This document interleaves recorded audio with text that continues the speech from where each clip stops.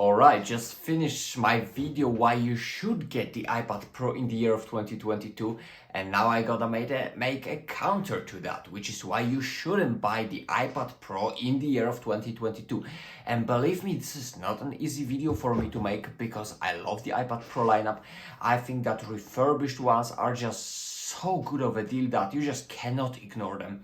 But if somehow you are thinking about that M1 iPad Pro and you are thinking, maybe not necessarily, well, here's something for you. So number one, why you shouldn't get the M1 iPad Pro is when you are a heavy user, but not really a pro user, when you just want to use your iPad for the sake of using it, maybe for watching, for browsing web, for doing just the basic iPad tasks, you know you're not gonna be pushing this thing to the limit, then there is really no point in getting iPad Pro. Hey, my body doesn't see a difference between 60 Hz and 120 Hz, like for him it's useless. So the main feature of the iPad Pro is promotion, 120 Hz. And if you're not a heavy user, if you're not somebody who's gonna appreciate that high refresh rate, why you would wanna get that?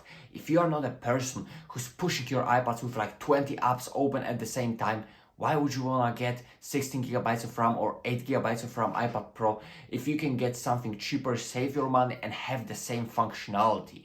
Again, you don't need the features. The iPad Pro may not necessarily be for you, since you know most people are not pushing iPads to their limits. Most people don't play 120 FPS Call of Duty Mobile on this thing. Most people don't appreciate promotion. Most people don't need the power of the M1. They just want to have nice, smooth navigation, and they are gonna get that with any iPad that's possible.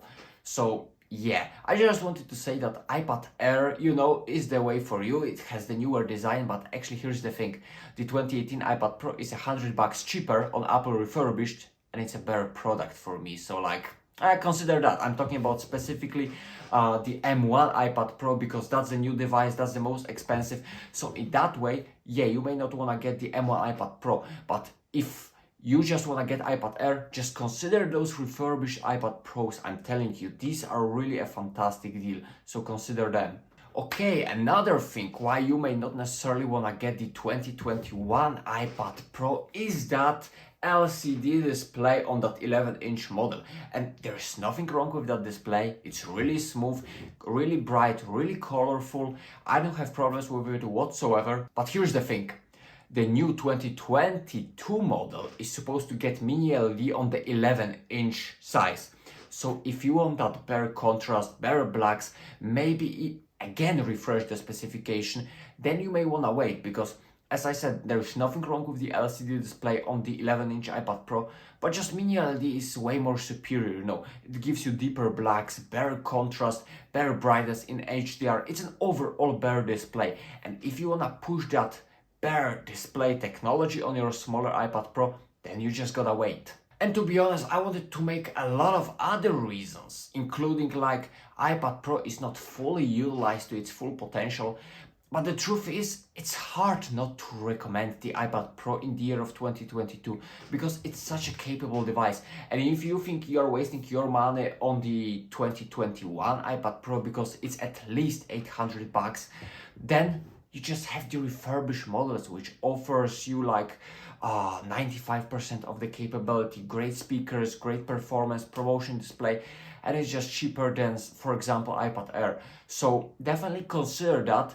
Unless, you know, you really don't want that iPad Pro, you really don't have the option for the refurbished product. In that way, of course, you cannot go. But iPad Pro is a good thing if it's for a good price. Unless you are paying it for a lot, then it's not worth. Because like, what, you are paying $800 and you're gonna use this for like scrolling the web or just checking YouTube? Like, it would be pointless. So that's the main point of this video. Don't pay the extra if not you are not gonna use the extra on your iPad Pro. And this is the main premise of this video, which I hope you did enjoy, which I hope you liked. If you did, make sure to press the like button, smash that subscribe button, and hopefully until next time. And if you have any questions about the iPad Pro, just let me know, let me ask. I'll make a video, I'll reply, I will do whatever, because I just love iPad Pros and I could talk about them all day, just like about these crazy refurbished deals on Apple's website about iPad Pros. Jesus, I'm starring. Time to finish this video. Until next time.